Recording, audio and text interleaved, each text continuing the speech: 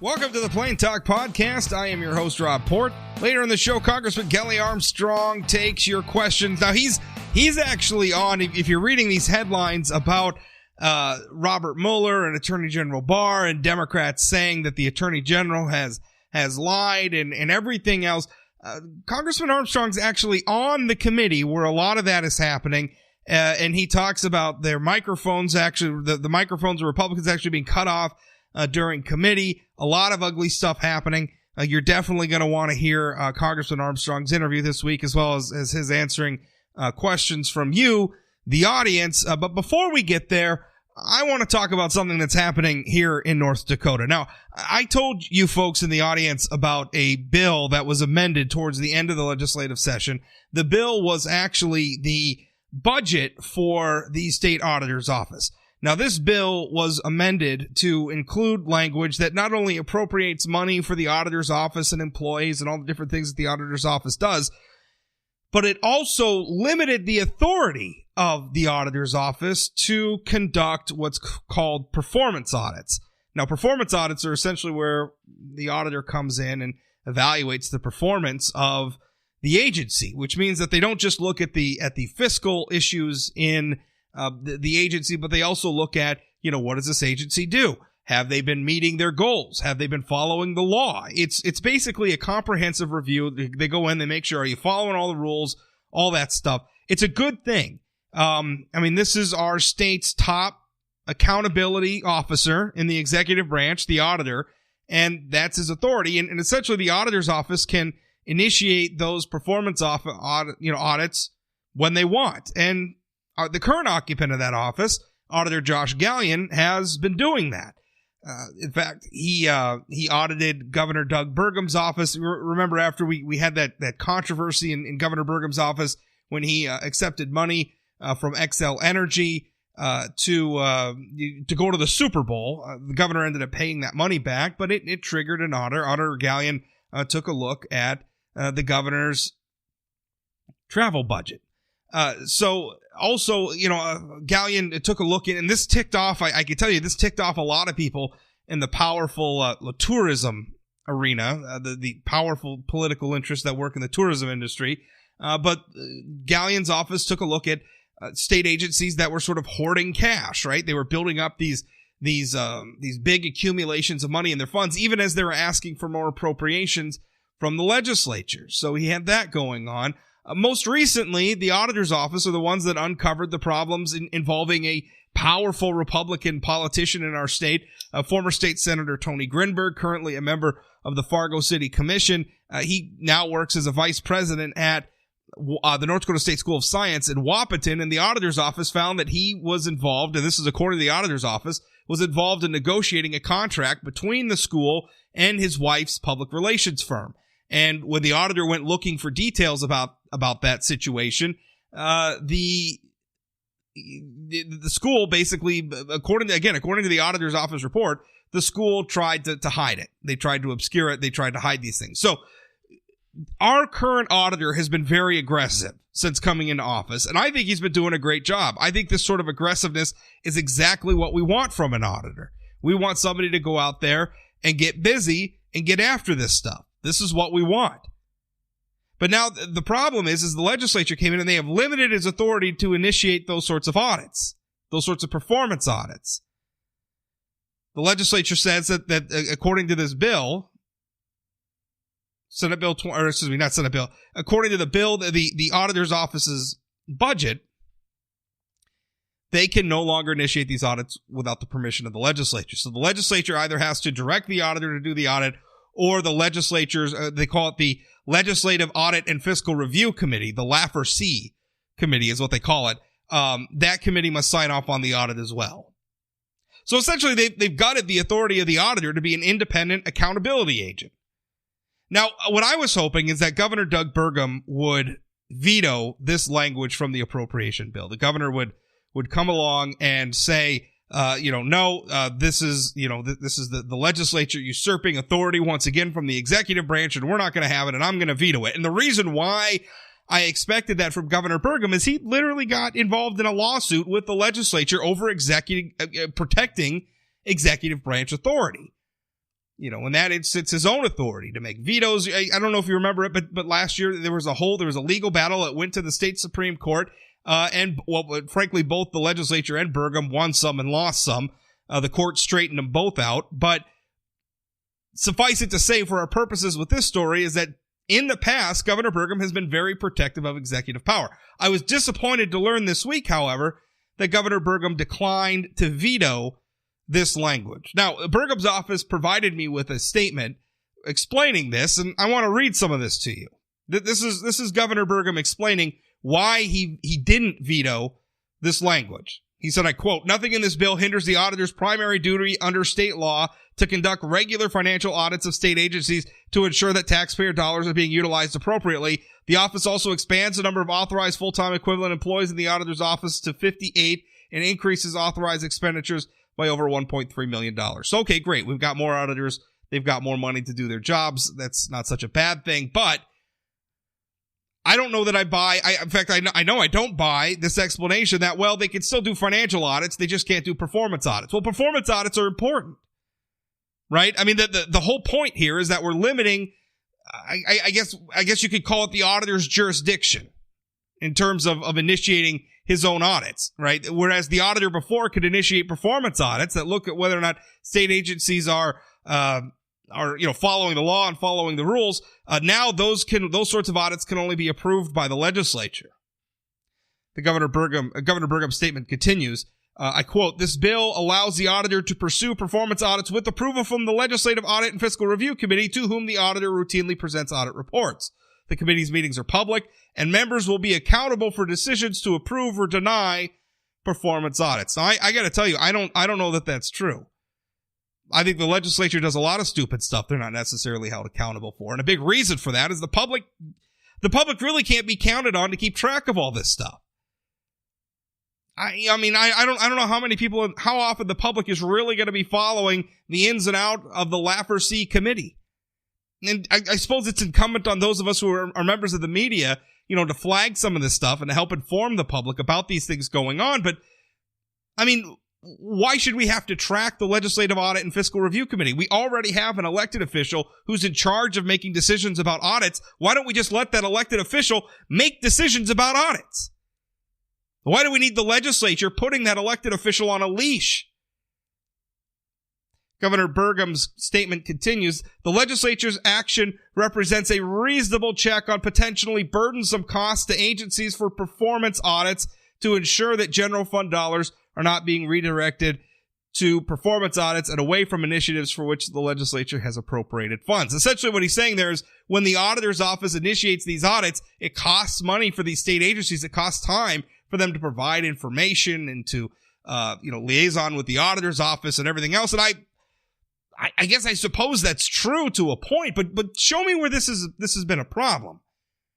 I mean, just show me where the auditor is conducting so many audits that it becomes burdensome for these state agencies to provide information to the auditor's office. I mean, what's next? Are we going to limit what, sort of open records requests from the public that state officials have to respond to because that takes too much of their time? It's a lame excuse. If the state auditor is wasting time and wasting money on spurious audits, then fine. He's an elected official. He can be held accountable for it. Make that case, and we can elect somebody else to be the state auditor. But to my mind, I don't know that we've seen any evidence of that problem. And listen, it does cost money to conduct audits, but you know what? It costs us a lot of money if we don't conduct the audits, because you know what happens? People get away with stuff. We waste money. There's fraud. There's abuse. The auditor's office is tasked with uncovering that stuff, but the auditor's office isn't going to uncover much of anything if they're so limited in their ability to do their jobs that they're not looking. I'm very frustrated with Governor Doug Burgum's decision here. I think it's the absolute wrong decision, and frankly, it's surprising for somebody who campaigned for his office in 2016. Remember this? Campaigned against the Good Old Boys Club down in Bismarck, right? Burgum was going to go to Bismarck, and he was going to take the good old boys to task. Well, what better mechanism for taking the good old boys to task is the powers of an elected official who's going to be aggressive in detecting things like cronyism, aggressive in detecting things like abuse, people who aren't following the laws, people who are hoarding money, people who are wasting money. That's the auditor's job. I look at this situation and I can't help but feel that our auditor, Josh Gallion, is getting smacked on the nose for being too aggressive. I mean, he went after the governor. He went after tourism interests. He went after higher education. These are some very, very powerful political factions in state government. And now it seems like Gallion got his. At a time when we're having an endless debate about ethics and accountability in state government, the legislature has proven itself, well, maybe they can't be trusted. I've been a defender of the legislature. I didn't like Measure 1, the quote-unquote ethics ballot measure that was passed by voters last year. I didn't think it was necessary. I still don't think it's necessary.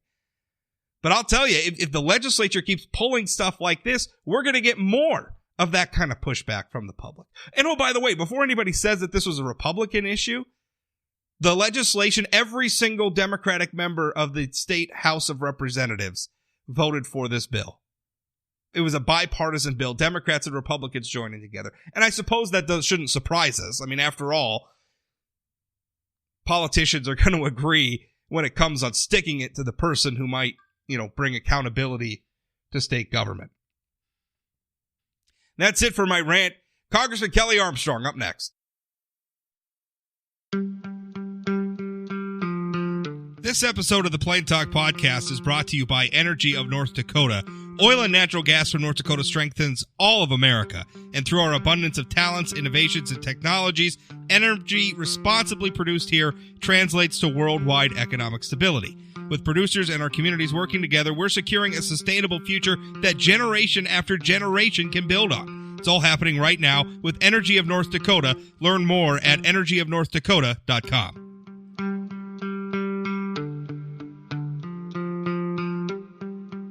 Congressman Kelly Armstrong joins me as he does every week. You can submit questions for this. We record these interviews on Thursdays. They air on Fridays. But really anytime, if you send me your questions, rob@sayanythingblog.com, I will save them up and I'll ask Kelly when he's on. Also, I put up social media posts on Thursdays on my Facebook and Twitter account. So if you're following me there, you can submit your questions that way as well. Kelly, how you doing?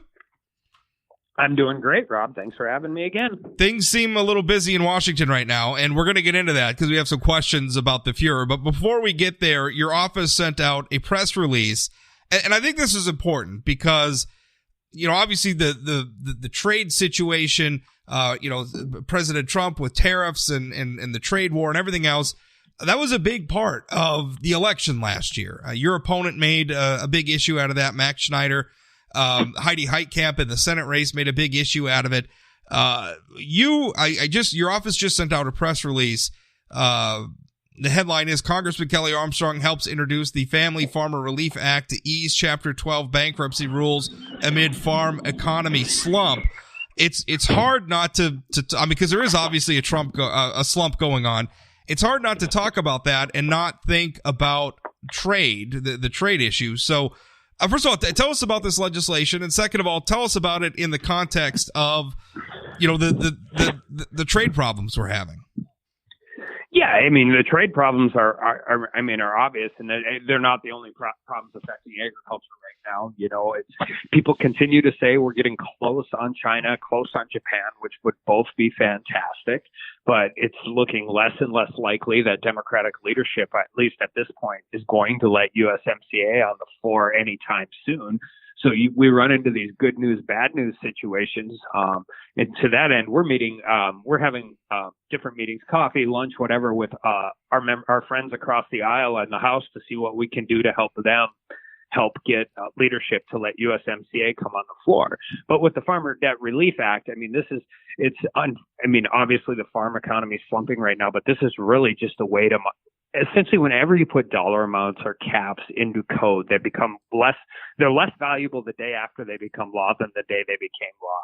And there's real benefits under Chapter 12 bankruptcy law for farmers versus what is regularly, Chapter 7 or Chapter 11 bankruptcy. And we're increasing the cap to, adjust for increased land values and essentially just inflation since the last time it had been adjusted.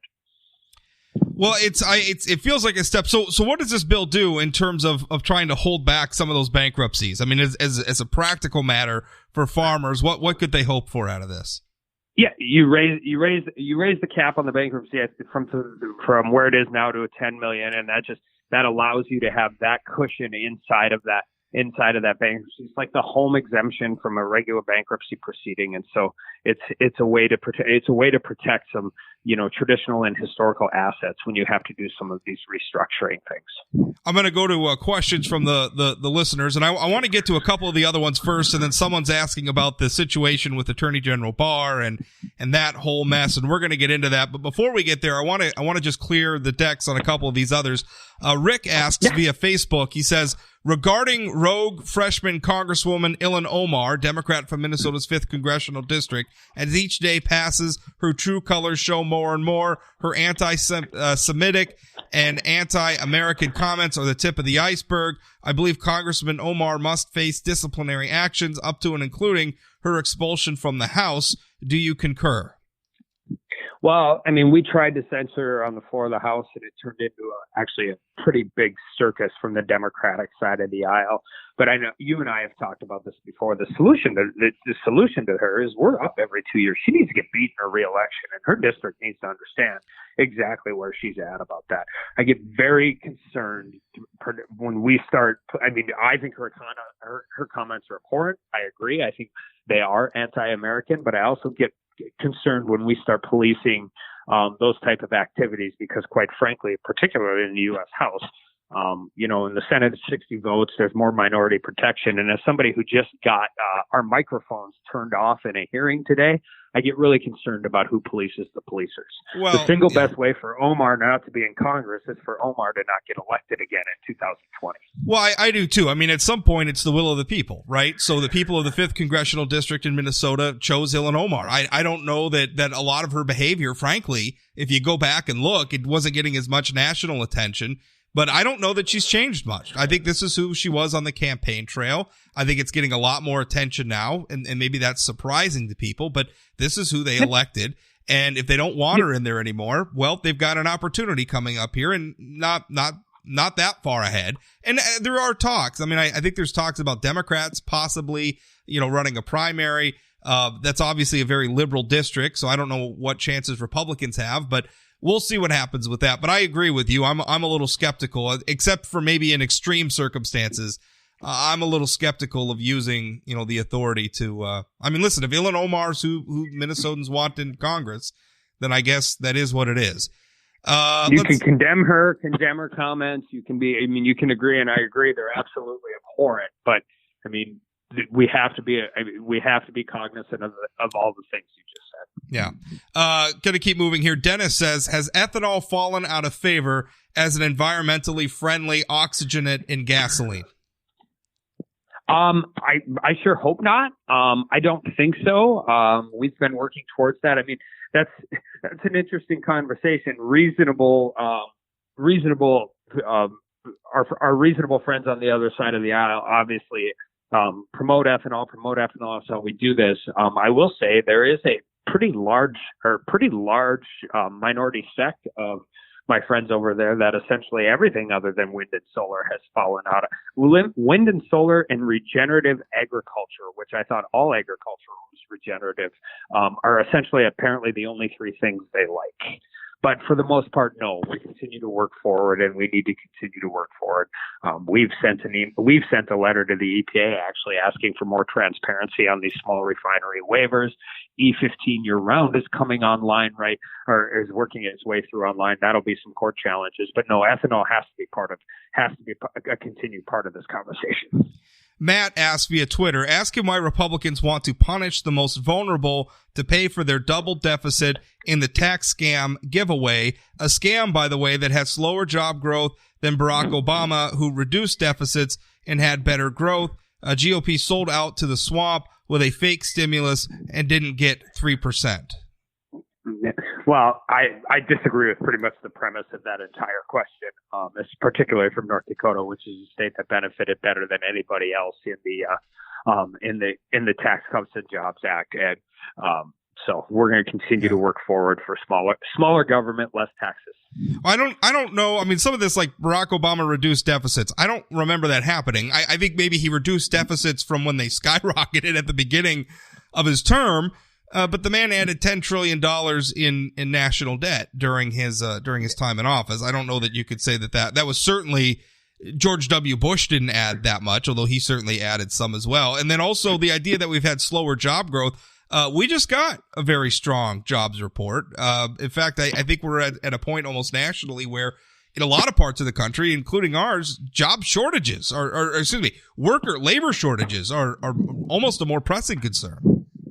It's probably the number one complaint I get at our office, whether it's workforce shortage, whether it's farm worker visas, skilled worker visas, and just variable things. And outside of some of the things that we continue to do to hamper business out here, I think labor shortage is the single biggest thing holding back the North Dakota economy. But just more generally, I think one thing that I've learned out here that has been a little more surprising, because it wasn't like this in the North Dakota legislature, once in a while, but I didn't know math could be partisan, but apparently math is now partisan as well.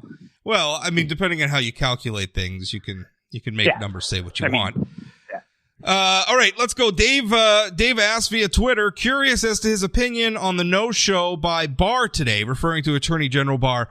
There has been no questions from those not on the committee in the Senate in prior hearings on issues just as important, so the unprecedented argument holds no water here. So I think what he's saying is, what do you think? He didn't show up for his for a House committee today, and he's saying, it's essentially the House was going to ask different questions, so it was important for him to show up there as well.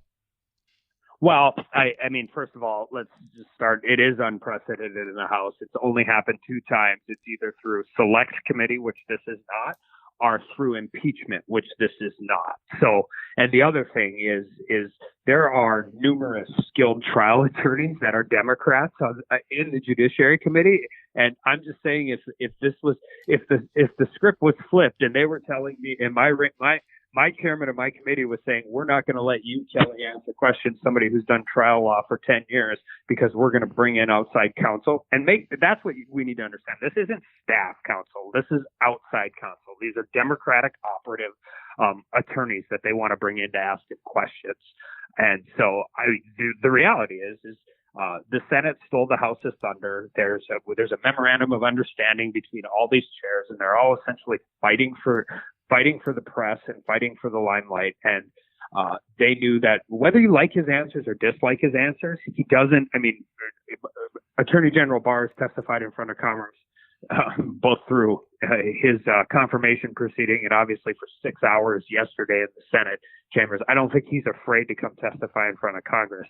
I'm absolutely convinced Democrats did this to force him not to come so they could have something to fight about over the weekend.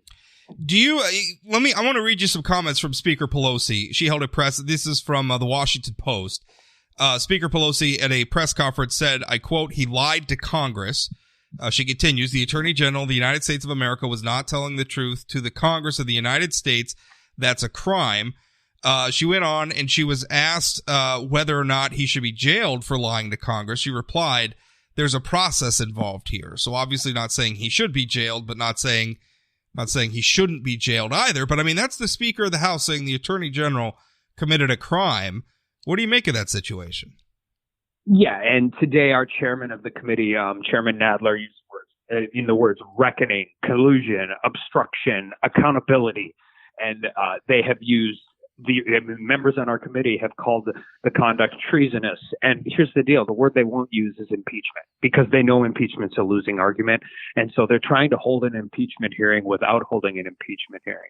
I will say this. The next step is a subpoena, and then we're going to go through that whole process.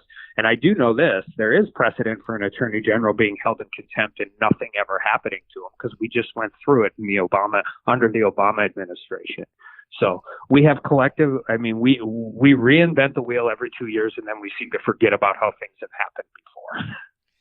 Do you feel, because a lot of this is focused on that letter that Democrats trotted out that, Special Prosecutor Mueller sent to Barr, basically, I guess, saying that he objected to some of the ways that the report was being presented to the public, and basically encouraging the Attorney General to make everything public. They've sort of seized on that to make it sound as though Mueller has objections or in some way was mollified. Now, I think subsequent reporting has indicated that the Attorney General and Mueller, there was some level of disagreement. They've spoken. It's been ironed out. The Attorney General is going to be releasing most of this information anyway.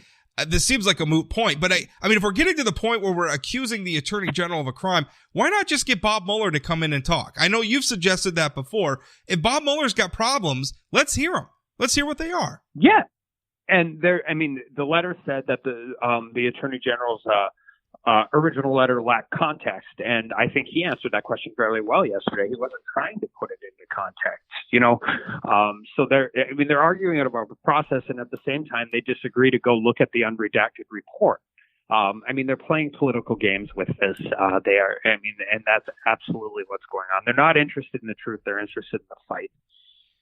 Well, that's I guess that's unfortunate for the country. Are we ever going to get past this? I mean, are we ever going to reach a point where we could get down to governing and maybe we could talk about things like the Family Farmer Relief Act or any of the other myriad policy questions facing our country instead of endlessly debating the 2016 election? Well, I hope so, and I'm actually excited about a couple of things. We had a bipartisan freshman bill that we did a press conference on yesterday, announcing essentially $1 billion of community grants for the next 5 years to fight the opioid crisis. I'm the Republican lead on it. We carved out $50 million for Native American reservations because they have specific challenges. So there are good bipartisan things working on. But the House doesn't have the Senate rules where it's 60% and you have to include the minority. And so, outside of everything else, and I don't like process arguments because I think that's why people don't like DC. But when the majority is cutting off the minority's microphones in a hearing, as contentious as these things are, everything's going to start slowing down because the minority doesn't have a lot of options other than as particular in the House of doing things. So we need to get on to the business of the American people. And to be quite honest, I think this goes into, at least with a very big portion of their party and particularly their leadership, this is going to continue to go until the election. Tell me, you've mentioned this cutting off the microphones thing twice. What happened there? What was that all about?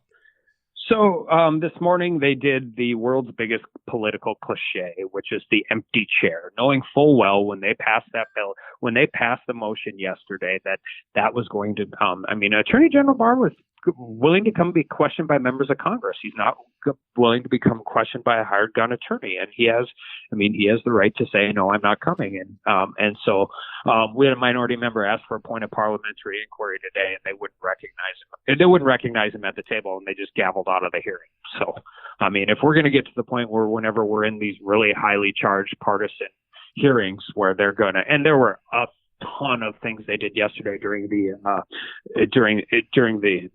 motion hearing to just not allow the minority to voice their opinion.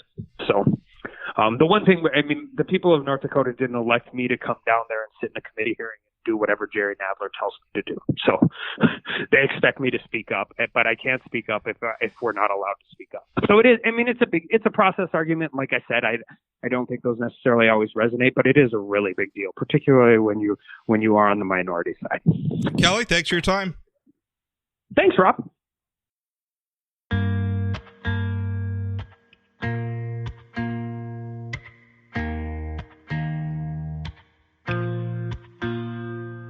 That's it for today's Plain Talk podcast. Remember, new episodes come out right away in the morning, weekday mornings, or at least most weekday mornings when I'm not taking some time off.